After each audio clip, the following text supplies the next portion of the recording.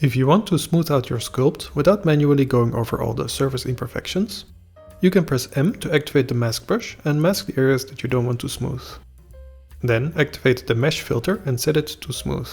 Now when you drag the mouse to the right while holding the left mouse button, it smooths out the unmasked areas. Smooth as much as you want, then press Alt M to remove the mask. You can also draw some shapes with the mask. Hold Ctrl when masking to erase. Then press Ctrl I to invert the mask and use the flatten brush to press down that area. Adjust the strength and plane offset values of the flatten brush if necessary.